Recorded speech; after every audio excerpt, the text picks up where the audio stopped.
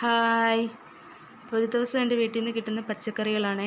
ഇന്ന് ഈ പച്ചക്കറികൾ കൊണ്ട് നമുക്ക് നല്ലൊരു കിടിലൻ സാമ്പാർ ഉണ്ടാക്കാം. കോവയ്ക്കുണ്ട്, ഓമയ്ക്കുണ്ട്, ഇവിടെ കപ്പയ്ക്ക ഓമയ്ക്ക എന്നൊക്കെ പറയും. വഴുതനങ്ങയുണ്ട്, വെണ്ടയ്ക്കയുണ്ട്, പച്ചമുളകുണ്ട്. ഇതെല്ലാം കൊണ്ടൊരു നല്ല കിടിലൻ സാമ്പാർ ഉണ്ടാക്കാം. ഇതിൻ്റെ കൂട്ടത്തിൽ ഒരു തക്കാളിയും ഒരു സവാളയും ഉണ്ടെങ്കിൽ എന്താ സാമ്പാർ സൂപ്പറായി. രണ്ട് കഷ്ണങ്ങൾ അതിൻ്റെ കൂട്ടത്തിൽ ഒരു സവാളയും 2 മുരിങ്ങക്കോലും ഒരു തക്കാളിയും കൂടെ ഉണ്ടായിരുന്നേ. ഇതും കൂടെ ചേർത്ത് അരിഞ്ഞ് പറക്കി കഴുകി വൃത്തിയാക്കി വെച്ചിട്ടുണ്ട്. ഞുറുക്കി കോവയ്ക്കയും കപ്പയ്ക്കൊക്കെ കണ്ടോ, ഇതുപോലെ കപ്പയ്ക്കൊക്കെ ഇടുവാണെങ്കിൽ ഉണ്ടല്ലോ നല്ല കൊഴുപ്പ് കിട്ടും സാമ്പാറിന്. ഇനി ഇത് നമുക്ക് ഒരു കുക്കറിലോട്ട് മാറ്റാമേ.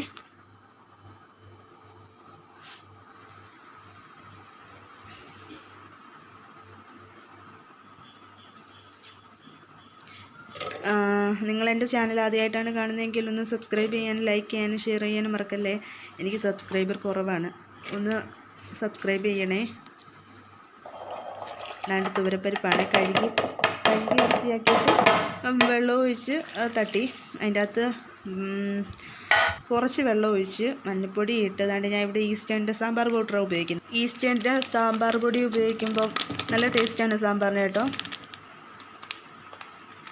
ഇനി ഉപ്പും ഇട്ട് ഒന്ന് കുറുക്കി ഇച്ചിരി കട്ടിക്കല്ലേ വയ്ക്കുന്നത്.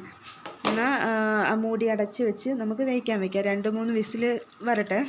നേരത്തേക്ക് വേറൊരു പാത്രത്തിലേക്ക് പിഴുപുളി എടുത്ത് അത് ഇച്ചിരി വെള്ളം ഒഴിച്ച് നല്ല കണക്കിനൊന്ന് ഞെവിടി മാറ്റി വയ്ക്കാം.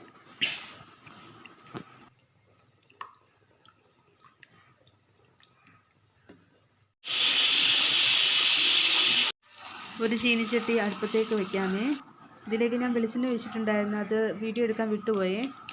ഇതിലേക്ക് കടുകും ഉലുവയിട്ട് പൊട്ടിച്ചെടുക്കാം. അരിഞ്ഞു വെച്ചിരിക്കുന്ന കൊച്ചുള്ളിയും കൂടി ചേർത്ത് മൂപ്പിച്ചെടുക്കാമേ.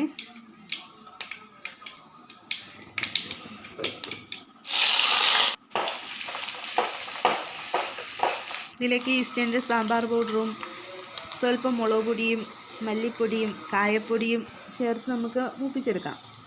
ഇതിലേക്ക് മാറ്റി വെച്ചിരിക്കുന്ന പിഴുപുളിയുടെ വെള്ളവും കൂടി ചേർത്ത് തിളപ്പിക്കാൻ വയ്ക്കാമേ.